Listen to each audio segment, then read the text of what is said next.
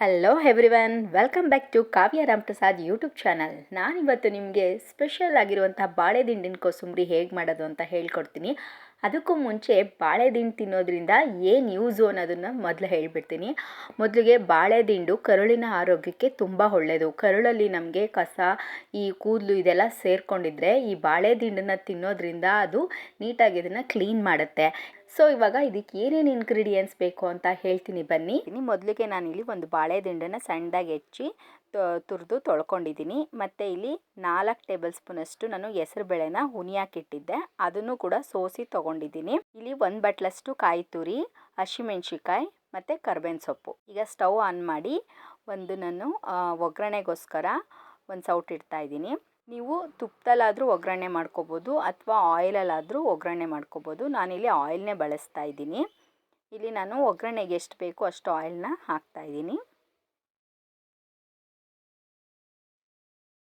ಈಗ ಆಯಿಲ್ ಕಾದಿದೆ. ಈಗ ಸಾಸಿವೆ ಹಾಕ್ತಾಯಿದ್ದೀನಿ. ಸಾಸಿವೆ ಸಿಡಿದ ನಂತರ ಹಸಿಮೆಣ್ಸಿಕಾಯಿನ ಸಣ್ಣದಾಗಿ ಹೆಚ್ಚಿಟ್ಕೊಂಡಿದ್ದೆ, ಅದನ್ನು ಹಾಕ್ತಾಯಿದ್ದೀನಿ. ಮತ್ತು ಕರ್ಬೇವಿನ ಸೊಪ್ಪನ್ನು ಸಣ್ಣದಾಗಿ ಹೆಚ್ಚಿಟ್ಕೊಂಡಿದ್ದೆ, ಅದನ್ನು ಹಾಕ್ತಾಯಿದ್ದೀನಿ. ಈಗ ರುಚಿಗೆ ಹಿಂಗೆ ಹಾಕ್ತಾಯಿದ್ದೀನಿ. ಹಿಂಗೆ ಸ್ವಲ್ಪ ಜಾಸ್ತಿ ಹಾಕ್ಕೊಂಡ್ರೂ ತೊಂದರೆ ಏನಿಲ್ಲ.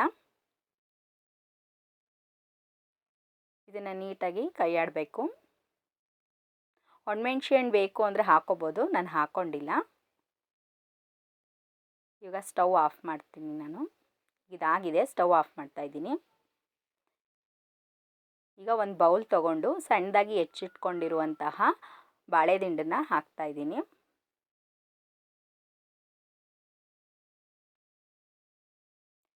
ಹೆಸರುಬೇಳೆ ಹುನಿಯಾಕಿಟ್ಟಿದ್ದೆ, ಅದನ್ನು ಹಾಕ್ತಾಯಿದ್ದೀನಿ.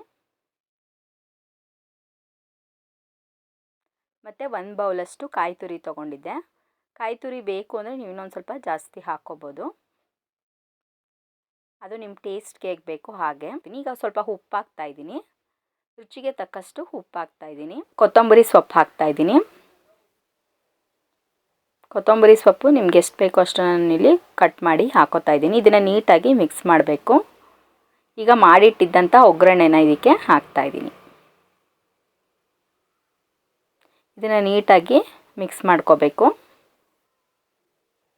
ನಾನು ಆಗಲೇ ಹೇಳಿದ್ದೀನಿ ಬಾಳೆ ದಿಂಡು ಕೋಸಂಬರಿಯಿಂದ ಏನೇನು ಯೂಸ್ಫುಲ್ ಇದೆ ಅಂತ. ಸೊ ಹೆಣ್ಮಕ್ಳಾಗಲಿ ಗಂಡು ಮಕ್ಕಳಾಗಲಿ ತಿಂಗಳಿಗೆ 2 ಸಲ ಬಾಳೆ ದಿಂಡಿನ ಕೋಸಂಬರಿ ತಿನ್ನೋದ್ರಿಂದ ಕರುಳಿನ ಆರೋಗ್ಯ ತುಂಬ ಚೆನ್ನಾಗಿ ಸುಧಾರಿಸುತ್ತೆ. ಈಗ ಇದು ನೀಟಾಗಿ ಮಿಕ್ಸ್ ಮಾಡಾಗಿದೆ. ಇವಾಗ ಇದನ್ನು ಒಂದು ಬಟ್ಲಿಗೆ ನಾನು ಸರ್ವ್ ಮಾಡ್ತಾಯಿದ್ದೀನಿ. ಇದು ಸಂಜೆ ಟೀ ಜೊತೆಗೂ ಚೆನ್ನಾಗಿರುತ್ತೆ, ಇಲ್ಲ ಮಧ್ಯಾಹ್ನ ಊಟದ ಜೊತೆಗೂ ತುಂಬ ಚೆನ್ನಾಗಿರುತ್ತೆ ಕೋಸಂಬರಿ. ನೋಡಿ, ಬಾಳೆ ದಿಂಡಿನ ಸ್ಪೆಷಲ್ ಕೋಸಂಬರಿ, ಆರೋಗ್ಯಕರವಾದಂಥ ಬಾಳೆ ದಿಂಡಿನ ಕೋಸಂಬರಿ ರೆಡಿಯಾಗಿದೆ. ಇದೇ ರೀತಿ ವಿಡಿಯೋಗಳಿಗಾಗಿ ನನ್ನ ಚಾನಲನ್ನು ಸಬ್ಸ್ಕ್ರೈಬ್ ಮಾಡಿ, ಲೈಕ್ ಮಾಡಿ, ಶೇರ್ ಮಾಡಿ, ಕಾಮೆಂಟ್ ಮಾಡಿ, ಬೆಲ್ ಐಕನ್ನ ಪ್ರೆಸ್ ಮಾಡಿ. Thank you.